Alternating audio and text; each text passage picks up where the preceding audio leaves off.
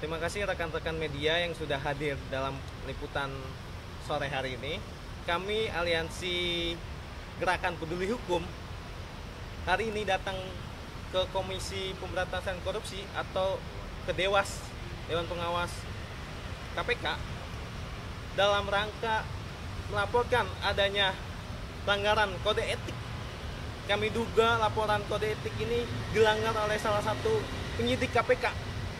Salah satu atau diantaranya bisa dikenal oleh media berinisial R. Hari ini kami datang karena penyidik KPK yang kita ketahui dalam rangkaian pemeriksaan Pak Hasto Kristianto dan saudara Kusnadi sebagai stafnya.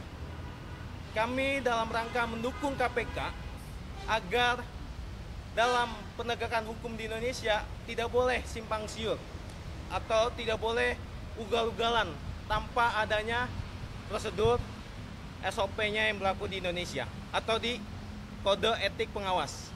Hari ini kami duga adanya pelanggaran kode etik yang dilakukan oleh penyidik.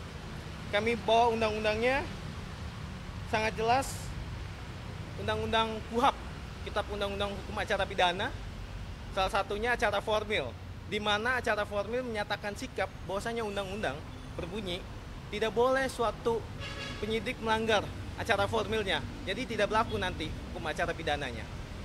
Dan kami lihat di sini ada salah satu yang dilanggar kode etik, dinyatakan bahwasanya dalam kronologis saudara HK diperiksa dan saudara K diperiksa tentang adanya dugaan kasus suap penetapan calon anggota DPR RI 2019 dan 2024 dari Partai Demokrasi Indonesia Perjuangan. Saat melakukan pemeriksaan, di situ adanya pelanggaran, diduga pelanggaran. Kenapa demikian? Saudara HK diperiksa di lantai 2, diperiksa oleh KPK dan menghadiri diperiksa selama 4 jam yang kita ketahui di publik. Nah, penyidik ada yang menginisiatif memanggil saudara K, dalam hal ini stafnya pribadi Pak Hasto Kristianto. Stafnya Pak Hasto K dalam hal ini mengikuti perintah penyidik. Kata penyidik dipanggil oleh Bapak. Staf pasti mengikuti perintah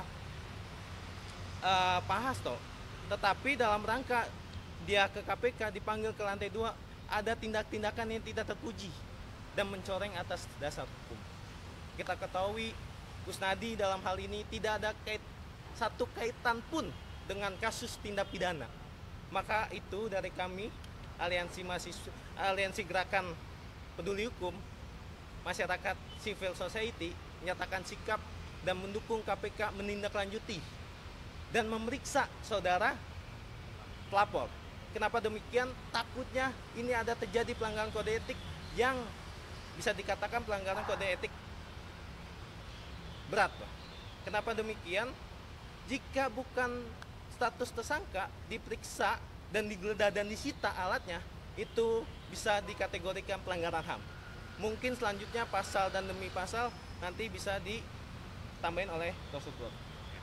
Tegaskan adalah bahwa ini kami menginisiasi sebagai masyarakat sipil untuk mengambil tindakan korektif, ya, korektif atas tindakan KPK yang berdasarkan informasi yang kami kumpulkan.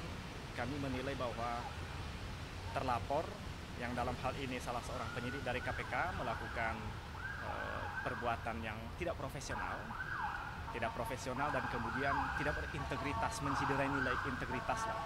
Hal-hal tadi sudah disampaikan oleh Mas Prabu bahwa tidak ada integritasnya dalam menyoal kejujuran. Bahwa kemudian ketika memanggil seseorang untuk digeledah, kenapa harus berbohong? Kan begitu. Kenapa harus berbohong? Ya. Yang kedua adalah mengenai profesionalisme. Profesionalisme yang di sini jelas tidak diatur dalam Perdewas, baik Perdewas nomor 2 dan nomor 3, bahwa yang dimaksud dengan profesionalisme itu adalah pegawai KPK ini, setiap pegawai KPK melakukan tugasnya tidak melanggar ketentuan daripada peraturan perundang-undangan. Ya, salah satu peraturan perundang-undangan yang mengatur ya tindakan pegawai KPK ya KUHP. Apa yang dilanggar? Ya, penggeledahan. itu pasal 1 angka 16 KUHP ya. Penggeledahan itu hanya dapat dilakukan pada diri seorang tersangka loh. Nah kita bayangkan saudara K ya tidak menyandang status apapun tiba-tiba digeledah oleh penyidik. Gimana ceritanya? Sekalipun ia kemudian ya stafnya saudara HK ya, Hasto ya.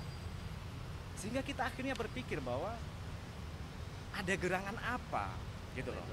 Apakah ada intervensi non hukum sebetulnya ya yang mencampuri urusan ini ya sehingga kemudian penyidik pun berani menerabas hukum acara gitu loh. Nanti teman-teman media Ya. bisa bertanya kepada penyidiknya ya. Iya. Menindaklanjuti dari kasus kami, laporan kami, bisa ditanya kenapa penyidik berani menerobos hukum yang aturannya itu dilanggar gitu. Apa ada intervensi? Kita tanda tanya ya. Kita kan masyarakat sivil ingin transparan dan akuntabel. Iya. Jangan sampai masyarakat simpang siur isunya yang beredar di masyarakat. Jadi kita di sini pengen mendukung KPK menindaklanjuti laporan kami. Jadi jadi di sini kami tegaskan bahwa ya kami tidak ada kebencian terhadap penyidik atau terlapor ya. Kami bahkan sebagai bentuk dukungan kami yang melakukan tindakan korektif ini supaya penyidik atau pegawai di KPK itu bisa memegang integritas dan profesionalisme sehingga citra KPK ini menjadi baik di masyarakat, iya kan? Dan KPK menjadi penegak hukum yang akuntabel. Jadi kira-kira begitu. Nah terkait pertanyaan yang terakhir tadi, ya inilah makanya kami membuat pengaduan atau laporan ini ya supaya diperiksa apakah dugaan-dugaan pertanyaan-pertanyaan kami dari masyarakat ini benar enggak ya supaya fair aja ini proses hukum yang sedang bergulir ini. Kira-kira begitu sih Pak Media. Bukti apa aja Bang yang dibawa Bang? Video, gambar, bukti undang-undang yang dilanggar, serta salinan kronologis yang kami ceritakan di laporan kami. Jadi kronologisnya jelas, kita legal standing kita sebagai pelapor juga jelas, ada undang-undangnya, ada bunyi pasalnya, kita lampirkan semua.